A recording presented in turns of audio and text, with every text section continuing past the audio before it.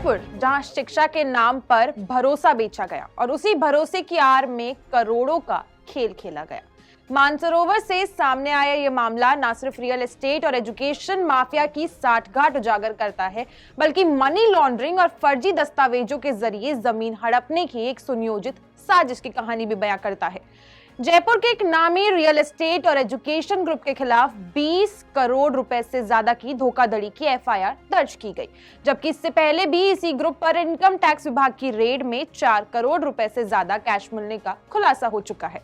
ये एफआईआर नई दिल्ली के वसंत कुंज निवासी 75 वर्षीय दीप चंद्र वर्मा जी और इसी के साथ Shri Kundan Lal memorial education society के अध्यक्ष हैं की शिकायत पर मानसरोवर थाने में दर्ज हुई है। पुलिस के अनुसार सोसाइटी को वर्ष 2000 में राजस्थान आवासन मंडल द्वारा मानसरोवर सेक्टर 3 में 14,023 वर्ग मीटर जमीन स्कूल के नाम और कॉलेज संचालन के लिए आवंटित की गई थी,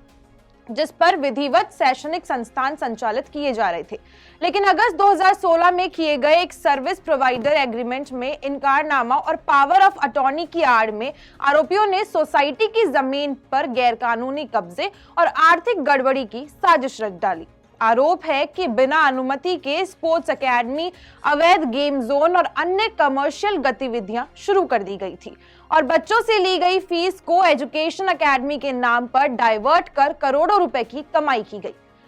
शिकायत के मुताबिक संस्थान में करीब 1800 बच्चे पढ़ते हैं, जहां प्रति छात्र सालाना लगभग 81,000 रुपए फीस और उतनी ही एडमिशन फीस वसूली जाती रही, जिससे सालाना 14 से 18 करोड़ रुपए की आय होती थी। लेकिन बही खाते में सिर्फ करीब 10 करोड़ रुपए ही दर्शाए गए, जिससे हर साल 30 से 35% तक की हेराफेरी सामने आई थी। सोसाइटी का आरोप है कि 2016 से 2025 के बीच 50 से 60 करोड़ रुपए की फीस वसूली गई, जबकि निर्माण कार्य की वास्तविक लागत 10 करोड़ रुपए से ज्यादा नहीं थी और 20 से 30 करोड़ रुपए का कोई स्पष्ट हिसाब भी नहीं मिला था, जिसे मनी लॉन्ड्रिंग के जरिए आरोपियों ने अपनी निजी बिल्डर कंपनी में लगाया था। यही नहीं, सोसाइटी के पास पैसों से 78 लाख रुपए की लग्जरी गाड़ियां खरीदी गई और उनके खर्च भी संस्थान के खातों में ही दिखाए गए थे।